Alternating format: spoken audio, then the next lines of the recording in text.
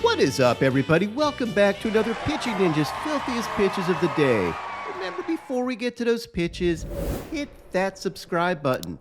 Be a part of the biggest and best daily baseball show on YouTube.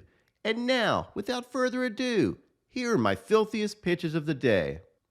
I'm going to start with Graham Ashcraft, who had these sliders, totally wicked, and his cutter at 98 miles an hour. He had 4 strikeouts in 5 innings, giving up 2 runs. He matched up against Mitch Keller, who had 5 Ks in 6 innings, giving up 2 runs, had these fastballs, both a 2-seamer and a 4-seamer, and was up to 98 miles an hour. And here's an overlay of his 98 mile an hour fastball and 92 mile an hour changeup, and you can see how that combination can keep hitters off balance. John Gray had this 97 mile an hour heater and this 80 mile an hour painted curveball. He had 2 Ks in 5 1/3 innings, giving up 3 earned runs. And he was up against J.P. Sears, who gave up 4 runs but had 11 Ks. And here's some of his sliders and fastballs.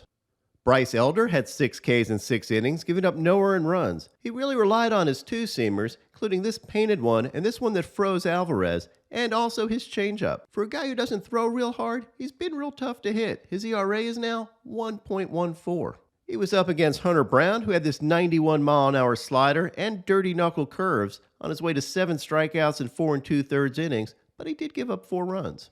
Nick Pivetta had 7 Ks in 5 2/3 innings, giving up 3 runs, and these fastballs, and of course his beautiful curveball.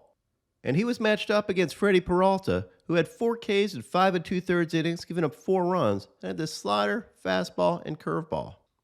Tyler Wells had 5 Ks in 7 scoreless innings. He had these changeups and this slider for a backwards K that was a little bit off the plate. He battled Michael Lorenzen, who had this changeup for a sword, and it went 5 innings, giving up no runs, and had 4 Ks. Michael Kopech gave up 5 runs in 5 innings, but that didn't really tell the whole story because he had 9 strikeouts, and when he got mad, had an overpowering fastball, as well as a nasty slider.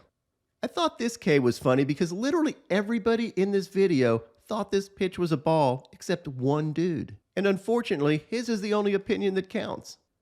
Joey Lucchesi had his fastballs and churves working. What's a churve? Well, it's a curveball thrown with a changeup grip. And here's Lucchesi's churve release.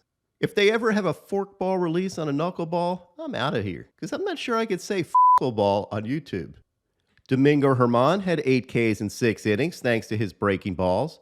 He faced off against Yusei Kikuchi, who had 3 Ks in 6 innings, giving up only 1 run, had this painted changeup, this nasty slider, and got fired up after K-ing Judge. And y'all know how much I loved fired up Kikuchi. Tyler Mahle had 4 Ks in 6 1/3 innings, giving up only 1 run, had these splitters and slider. He faced off against Trevor Williams, who had 4 Ks in 6 innings, giving up 2 runs, and had his non-overpowering but effective mix of 2-seamers and 4-seamers. George Kirby had this absolutely beautiful front door 95 mile an hour 2-seamer. And here's an overlay of his 94 mile an hour sinker and 85 mile an hour slider. These pitches both start out down the middle and then veer off in different directions, giving hitters a ton of plate to cover. He battled Steven Matz, who had 7 Ks in 5 1/3 innings thanks to his changeups. Noah Davis had his slider and sinker and had 5 Ks in 4 2/3 innings, giving up only 1 run. He faced off against Aaron Nola, who had only 3 Ks in 7 innings, giving up 3 runs, and cratering my parlay. He did have this knuckle curve for a sword, but seemed like he couldn't put away hitters with 2 strikes. That's something to keep an eye on because Nola usually in past seasons has been a strikeout artist.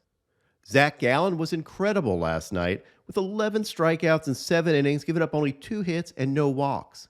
He's arguably the most underrated ace in baseball. All he does is dominate teams. And he's now pitching like Shane Bieber with more velo. He had these filthy knuckle curves and changeups and located his fastball extremely well. Just a dominant performance by Gallen. Gallen's opponent was Seth Lugo, who had 6 Ks in 6 innings and had these amazing curveballs of 3,444 RPMs and 3,482 RPMs. That's insane. His curveball averages over 160 RPMs more than Charlie Morton, and his curveball average spin rate trails only Dustin May among Major League starters. Drew Smyly was nearly perfect yesterday, going 7 2/3 innings with 10 strikeouts, giving up only 1 hit and no walks. He really dominated with both his knuckle curve and fastball. and became the only Cubs pitcher other than Kerry Wood to give up no more than one hit and have 10 Ks and no walks. And y'all remember that Kerry Wood game, the 20 strikeout game? That's how good Drew Smyly was. Smyly had 6 consecutive Ks at one point, and just as it looked like he might get a perfect game, this happened. I mean, that's one way to lose a perfect game. A ball hit with 32.9 miles an hour exit velocity, and your catcher gives you a flying clothesline as you try to field it. Absolutely brutal. It's enough to turn Drew Smyly into Drew Sadface. I'm sorry. He outdueled Julio Urias, who really wasn't all that good, giving up 5 runs in 3 1/3 innings, but had this cutter and slurve. But my filthiest pitcher of the day yesterday was Shohei Ohtani. I am not sure I can do this man justice, but I know that he's the most talented pitcher on the planet, and almost definitely the most talented baseball player of all time. Shohei had 11 Ks in 7 innings, giving up only 2 hits. But it was really how he got those 11 Ks that was mind-blowing. His sweepers made Bobby Witt Jr. look like he'd never seen a pitch before. Look how far off the plate he gets a swing on this sweeper. And those sweepers were moving ridiculously all game, breaking up to 20 inches. But this outing was far more than Shohei throwing sweepers. He had this 91-mile-an-hour splitter that nearly broke the hitter's wrist trying to hold up here. Look how fast that thing disappears. He had his upper 90s fastball touching 100, and then just when you thought you saw everything, he started breaking out curveballs. What do you do as a hitter just when you figured out what you think he might throw? He breaks off that. He threw this 71-mile-an-hour curveball that had 73 inches of drop. So he can blow you away with 100 miles an hour, throw incredible sweepers.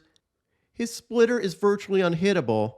He has a nasty cutter, and then can throw those curveballs. There just is no pitcher in the game with as filthy stuff as Shohei.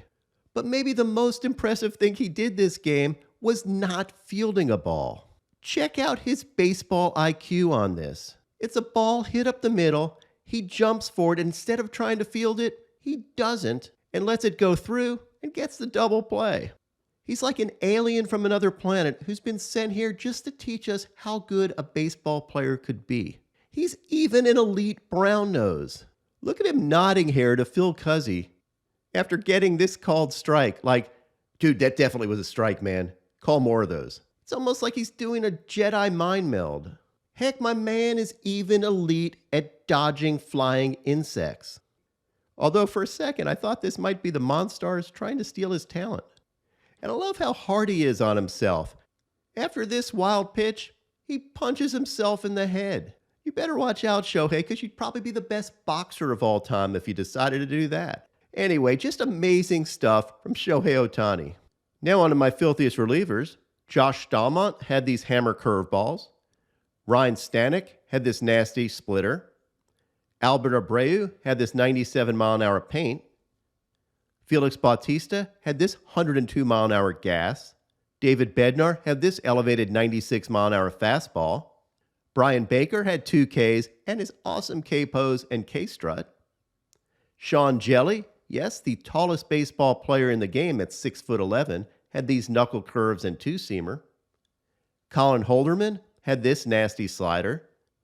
Jose Quijada had these flaming fastballs and got fired up. Hector Neris had this fastball. Kevin Kelly had this sweeper that broke 19 inches. Jimmy Lambert K'd the side with knuckle curves and fastballs. Miguel Castro had this White Castle special. But my filthiest pitch from a reliever yesterday was this sweeper from Aaron Bummer. This broke 19 inches and nearly broke Ramirez's foot. And we all know that's how Aaron got his name, because getting hit in your front foot with a pitch you swung at is definitely a bummer. And now, my pitching ninja moment of zen. This score bug is unintentionally awesome. But I'm a creep. What's up, everybody? My picks of the day today are 3-leg parlay. I'm going to start out with Hayden Wesneski for 5 Ks or more, then take Shane McClanahan for 7 Ks or more, and top it off with Luis Castillo for 7 Ks or more. What would your picks of the day be?